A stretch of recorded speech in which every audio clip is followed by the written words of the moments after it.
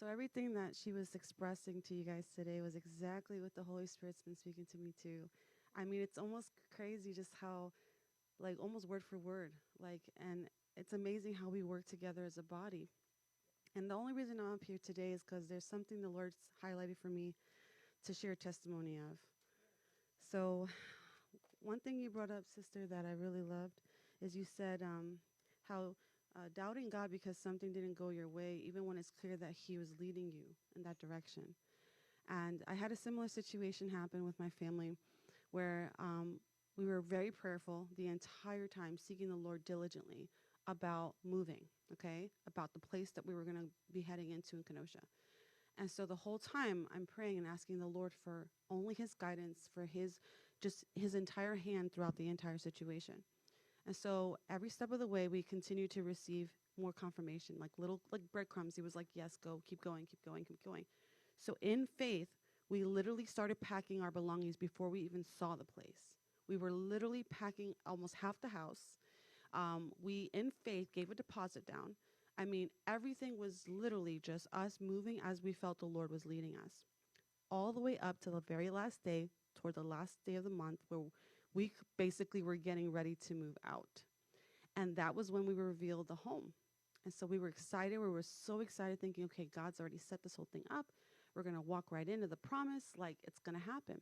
And so we go to the place. As soon as we open the door, it was like an immediate feeling of like, this isn't it.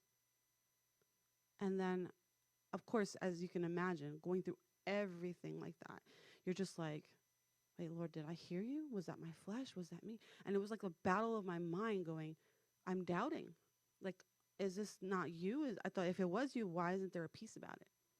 And as soon as we left there, we were still like fighting. My husband did not have a peace about it at all either. But he gave the rent, like he already turned in the money. And that whole night, I was tossing and turning restlessly. And I woke up, I said, this isn't it. My husband looked at me, he goes, I know, I feel the same way. I said, let's go ahead and just let her know because it just happened yesterday. She just gave us the keys. Maybe she'll be kind enough to say, okay, here's your keys back, or your money back. Here's, get my keys back. And then thankfully, that's exactly what happened. So I know the Lord was in it. Not only that He protected us from getting our finances back, but He also made provisions in place so that the person that, because this is amazing, the property manager, she was going to rent out our home, like our apartment. She was already in the midst of finding people. And wasn't it no coincidence that both people that were supposed to come and actually look at our apartment didn't come? So God even reserved our home for us so that we wouldn't lose and be homeless. So, but then I sat with God and I said, Lord, why did we go through all that?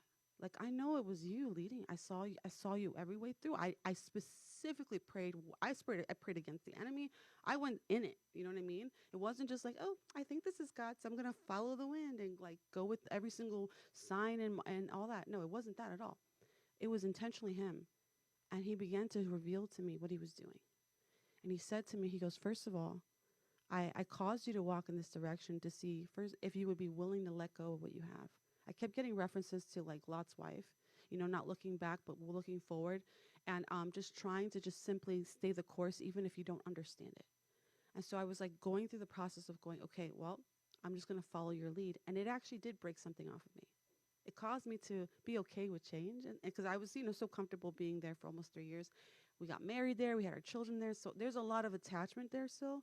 And God wanted to break that off of us. So that's what He did for me. And then all the way to the very end. And I said, Lord, I'm still trying to understand how come we didn't like secure, like what was going on with that. And He kept bringing up Abraham.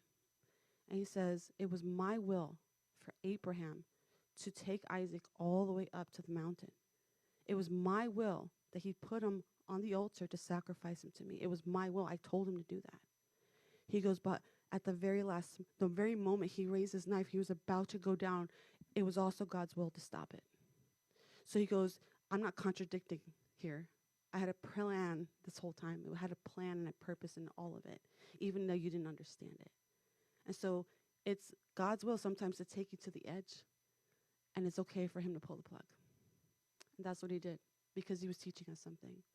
So I really love what you said, and I still believe 100% the Lord was the one leading me the whole entire time. I battled with it at first because I thought maybe this was just me. Why didn't it fall through? If it didn't fall through, that's not God's will. That's not true. He can teach you something the whole time, you know? So I just wanted to share that testimony. I haven't shared it yet, but it really resonated with what you shared.